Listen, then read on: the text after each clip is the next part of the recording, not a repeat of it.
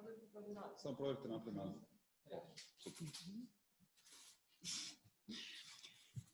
So as you can see, the topic of our presentation is democratizing knowledge on the internet from utopia to dystopia. And first, we would like to say, to talk about some characteristics of the internet and why it was utopia at the beginning of its development. We all know what role internet has today, especially in communication, but also in every other aspect of our life. And this rapid development of internet was due to its characteristics. First of all, its open and decentralized structure. Because on the internet, we don't have to ask for someone's permission if we want to provide some information. We can communicate with everyone on the internet without control of some centralized body. And authors calls it open architecture of the internet. And also the second characteristics, it's interactivity. In contrast to traditional media, where we have content that editors prepared for us, on the internet we can all provide some content. And because of its characteristics, internet developed rapidly, and also a lot of utopian dreams was invested in internet at the beginning of its development. Sorry. So a lot of activists had a lot of hopes in internet that it will change the world, that it will eliminate the inequalities that existed in society, and that internet will democratize knowledge and improve opportunity for education and learning. And as the example of that, we have some quote, yeah.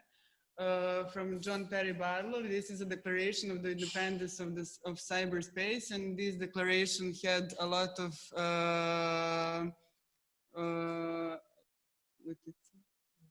influence.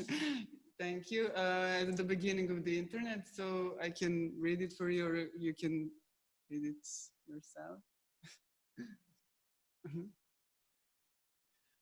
Governments of the industrial world, you very giants of flesh and steel, I came from cyberspace, the new home of mind. On behalf of the future, I ask you of the past to leave us alone. You are not welcome among us. You have no sovereignty where we gather. We are creating a world that all may enter without privilege or prejudice accorded by race, economic power, military force, or station of birth. We are creating a world where anyone, everywhere may express his or her beliefs, no matter how singular, without fear of being coerced into silence or conformity. We will create a civilization of the mind in cyberspace. May it become more human and fair than the worlds your governments have made before. So we can see that at the beginning of the internet, it was seen as a space of freedom without control of governments. And a lot of hope, as I said, was put in the internet for the opportunity to educate and learn. So, but we can ask the question, can we agree with John Perry Barlow today, and do today's tendencies on the internet lead to democratized knowledge?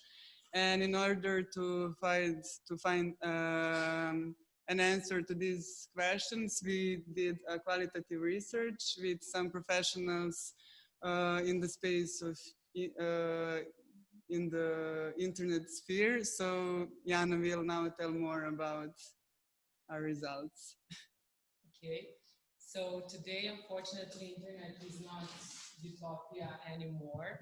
We can see that, voila, thank you, that actually the values from real world rapidly affecting on the offline world, and that ideal of freedom is replaced by ideal of profit. So neoliberal capitalism is really affected also to offline world. And when we did this research, we actually find out some very huge and important factors that will help or not help people to get some good knowledge to internet. And the first thing is that the internet is no more open, and decentralization is actually used for commercials and for private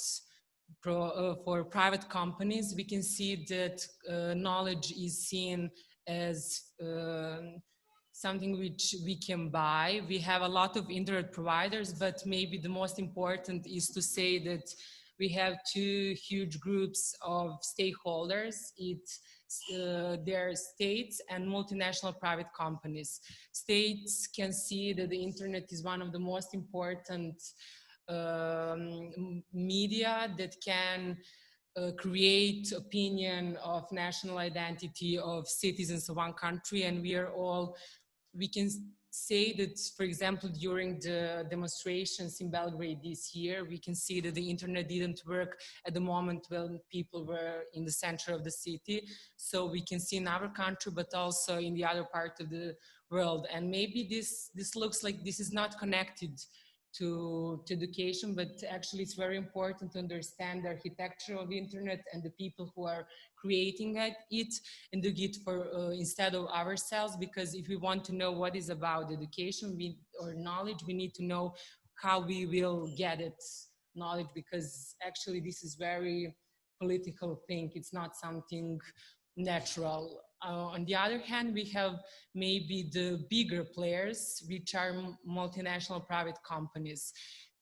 Today, we can see the internet is something like private thing, because the internet is not something that we just can imagine in our head. It's something that which really exists in the real world.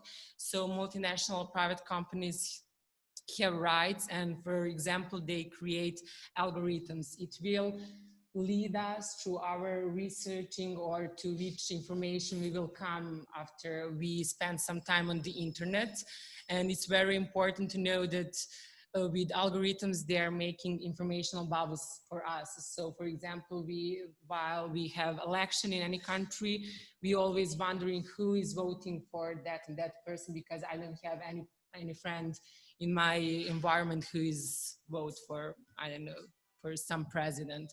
And also we can see that multinational private companies make the infrastructure of the internet that actually we need to pay for a lot of things. So if we talk about education or knowledge, we can see that it's not free, and it's really opposite to the beginning of the internet. So we pay in a different way. On the first way, we can pay by our information, because a lot of companies collected our information, and if we want to get to access to some article or some contents, we need to give our information.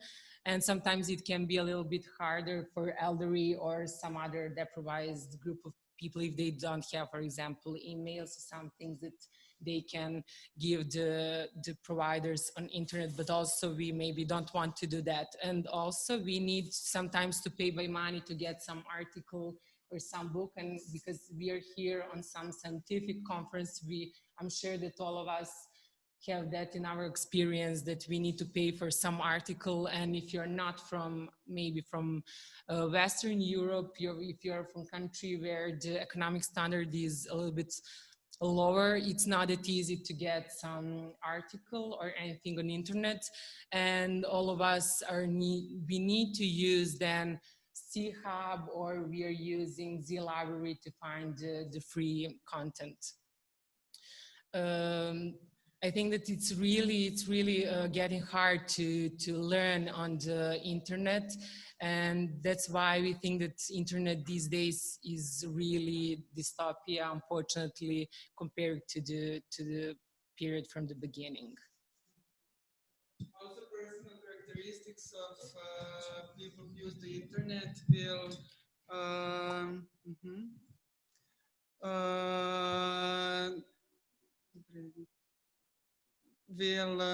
influence what knowledge will that person find on the internet.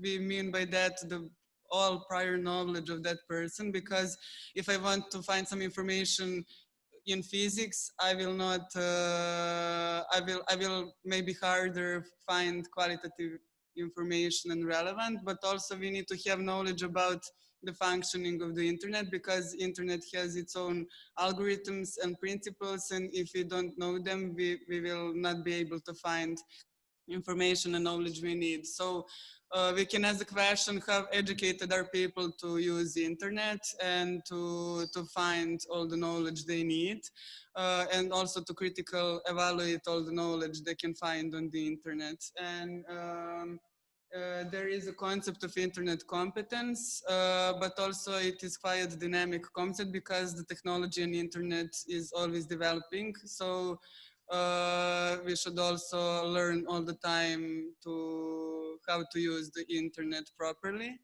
And it is also the question for people with lower education and elderly, especially older people, but also people who don't have the opportunity to use internet that much. How educated are they to, I mean, there is an inequality between people in how they can use the internet and find all the knowledge and relevant informations.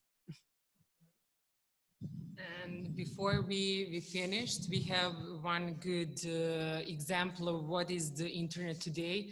McDonald's wants its web page to appear when you search for the word hamburger, but so the Burger King, People for the Ethical Treatment of Animals, and the City of Hamburg. Only 10 or 20 websites actually appear on the first page of results when you search for an important word or phrase. Since the owners of search engines are private companies, they may steer us to sites that belong to their own business partners. In any case, they use secret and proprietary methods to index only select portions of the World Wide Web. So we can see that the internet market is very huge and that the private companies have bigger or have more power than institutes, the faculties, than schools. So it's very important to think about it. What is can we get really good knowledge on the internet? So maybe there is the most important thing, that we have a big difference between information and knowledge, and we agree that we have today we have more opportunity to get a lot of information today, and it's really better than maybe 100 years ago. But actually, is that enough to talk about the knowledge? Because as we are adult educators, we are starting from the position of school of active learning. So we think that knowledge is actually a concept. And when we talk about knowledge, we need to know that knowledge is not just information. Knowledge is when information